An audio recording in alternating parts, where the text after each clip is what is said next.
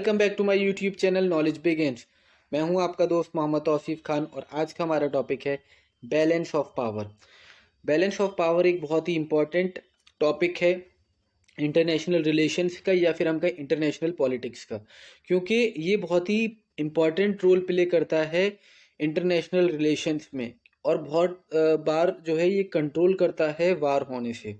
ठीक है, the term balance of power came into use to denote the power relationships in the European states.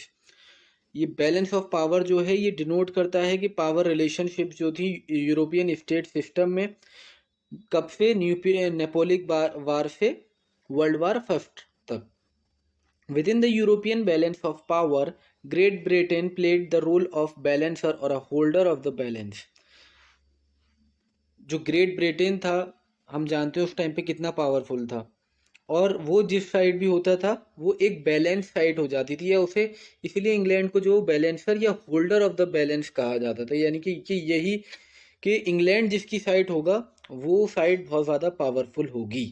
और जब world war second हुआ उसके बाद दो पावरफुल स्टेट आई, कौन कौन सी? यूएसए और यूएसएसआर यानी कि रशिया। अब ठीक है, तो ये दो पावर स्टेट्स थी, पावरफुल स्टेट्स। और जब ये दो स्टेट्स आपस में मिली, मतलब वर्ल्ड वार फर्स्ट के बाद वर्ल्ड वार सेकंड के बाद ये दो पावरफुल स्टेट आई, तो ये जिसकी साइड होती थी तो ये एक एज अ बैलेंसर काम करती थी और होल्डर ऑफ द बैलेंसर थी। ठीक है, बैलेंस ऑफ पावर होता क्या है? तो बैलेंस ऑफ पावर ये एक इंटरनेशनल रिलेशंस या इंटरनेशनल पॉलिटिक्स का एक ऐसी पॉलिसी है जिसमें नेशंस जो है वो अपने आप को बचाते हैं दूसरे नेशन से, और अपने आप को दूसरे नेशन से बचाने के लिए, उनकी पावर से बचाने के लिए वो क्या करते हैं? वो अलायंसेस बना लेते हैं। ठीक है, जैसे कि इंग्लैंड ने हमला कर दिया या इंग्लैंड जंग करना चाहता है किसके साथ? हॉलैंड के साथ। हॉलैंड के साथ, तो हॉलैंड तो इतना पावरफुल नहीं है कि वो इंग्लैंड को हरा सके और इंडिया उसके सपोर्ट में आ जाए। तो ये क्या हो गया? ये एक बैलेंस ऑफ पावर हो गया। यानी कि अब इंग्लैंड को भी डर है कि अब हम हार भी सकते हैं वार, और एक तरीके से बैलेंस हो गई पावर दोनों तरफ। अब दोनों तरफ पावर बैलेंस है तो वार जो है वहां पर रुक जाएगा। Balance of power in international relations the posture और a policy of a nation. क्या है? एक पॉलिसी है नेशंस की या ग्रुप ऑफ नेशंस ने आपस में बना ली है, जो अपने आप को बचाने के लिए किससे? दूसरे नेशन से, कि वो उनके ऊपर हमला ना कर दें।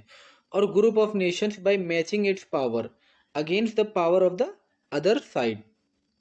अपनी पावर को मैच करने के लिए उनके साथ, अपने आप को प्रोटेक्ट करने के लिए स्टेट्स, नेशंस या फिर ग्रुप ऑफ नेशंस जो है वो अलायंसेस कर लेते हैं, बैलेंस कर लेते हैं अपनी पावर, तो एक साथ हो जाते हैं वो। इसी को हम बैलेंस ऑफ पावर कहते हैं।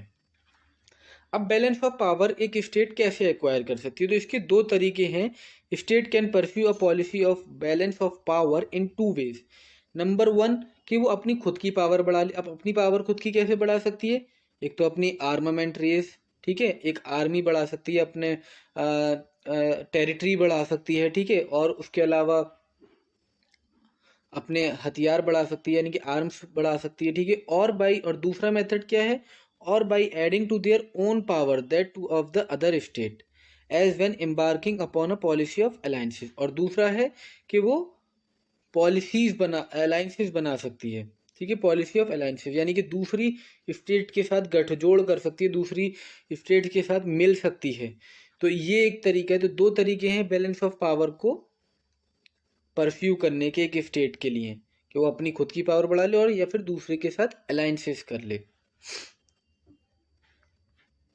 अब definition according to Morgenthau, the balance of power is an actual state of affairs in which power is distributed among nations with approximate equality. कि बैलेंस ऑफ पावर जो है वो क्या करता है? वो बराबरी एक्चुअली कि बराबर अप्रोक्सीमेटली बराबर ही कर देता है हर नेशंस को, टू नेशंस को, ठीक है, आपस में। The balance of power is an actual state. ये एक ऐसी स्टेट है जिसमें अफेयर्स, जिसमें पावर जो है वो बराबर ही डिस्ट्रीब्यूट हो जाती हैं among nations with approximate equality.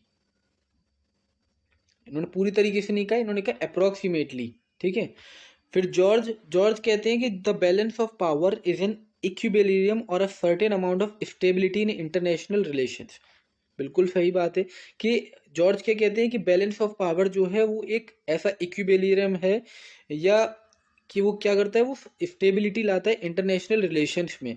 अगर सोचिए अगर बैलेंस ऑफ पावर नहीं होता तो यूएसए कितनी स्टेट्स के ऊपर हमला कर देता, ठीक है, लेकिन उस स्टेट के सपोर्ट में आ जाते हैं और बैलेंस ऑफ पावर हो जाती है। जब यूएसए कहता है कि मैं इस स्टेट के ऊपर हमला करूंगा तो उसके सपोर्ट में ज़्यादातर कौन आ जाता है, यूएसएसआर आ जाता है, रशिया आ जाता है। क्यों? क्योंकि उन दोनों में आपस में बनती नहीं है और दोनों की लड़ाई है सुपर पावर्स के लिए, ठीक है, सुपर पावर स्टेट दिखाने के लिए खुद को। तो जब वो एक दूसरे के सपोर्ट में आते हैं तो इस तरीके से क्या होता है, स्टेबिलिटी आ जाती है और वार नहीं होता। तो इंटरनेशनल रिलेशंस में स्टेबिलिटी रखने के लिए बैलेंस ऑफ पावर जो है वो बहुत ही इंपॉर्टेंट रोल प्ले करता है। जॉर्ज के अकॉर्डिंग स्टेबिलिटी रखता है इंटरनेशनल रिलेशंस या फिर हम कहें इंटरनेशनल पॉलिटिक्स के अंदर।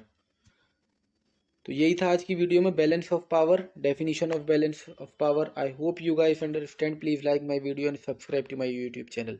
Thank you, thanks for watching.